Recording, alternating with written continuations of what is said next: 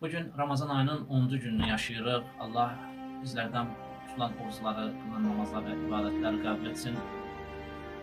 Həm də böyük tarixi hadisələrlə dolu olduğunu görürük. Bugünkü günlərdə bu ayda bir çox əhəmiyyətli şəxslərin həyatı ilə bağlı hadisələr baş verib. Ramazan ayının 10-cu günü İslamın ilk və ən fədakar xanımı olan Həzrəti Xədicə salamullahi aleyh vəfat etdi. O Peyğəmbərimizə ilk iman gətirənlərdən biri, onun səsini anlamında ən böyük dayağı idi. Əsas hissə bundan ibarətdir ki, xanım Xədicə varlı və hörmətli bir xanım olmasına baxmayaraq, İslamı qəbul etdikdən sonra malını, canını Peyğəmbər yolunda fəda etmiş olanlardan biri idi. O müsəlmanların Məkkədə ağır sınaqlarına məruz qaldığı dövrdə Peyğəmbərə tam dəstək göstərmişdir. Həzrəti Peyğəmbər sallallahu aleyhi və aleyhi və səlləm onun haqqında belə buyurur.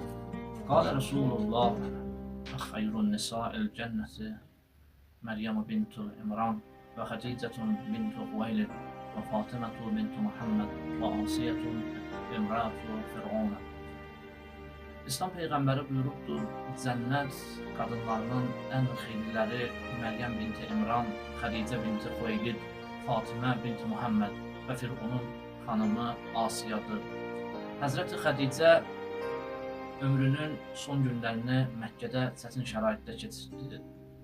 O müsəlmanların iqtisadi, sosial blokadasına dözdü. Bütün malını İslam yolunda xərclədi və nəhayət sonda Ramazan ayının 10-cu günündə vəfat etdi. Bir gün Həzrəti Xədicə İslam Peyğəmbərinin yanına gəlib dedi, Ya Rasulallah, mənim bu dünyada ən böyük arzum Allahın razılığını qazanmaqdır. Amma mənə bir vəd ver ki, qızımız Fatiməni himayəsiz qoyma. İslam Peyğəmbəri göz yaşları içində onun əlindən tutur və buyurur, Ey Xədicə, sən bu dünyada mənim üçün ən böyük dayağım oldun. Allah sənə cənnətdə gözəl bir məqam bəxş edəcək. Bu sözlərdən sonra xanım Xədicə gözlərini yumaraq Allahın rəhmətinə qovuşur. Xanım Həzrəti Xədicənin həyatı bizə fədakarlıq, sədaqət və iman dərsi verir.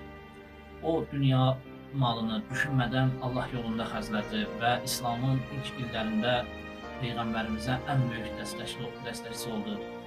Bugün biz də Ramazan ayının bu günlərində onun həyatından dərs alaraq imanımızı gücləndirməliyik. Allah bizə xanım Xədicənin səbrini, fədakarlığını və imanını nəsib etsin.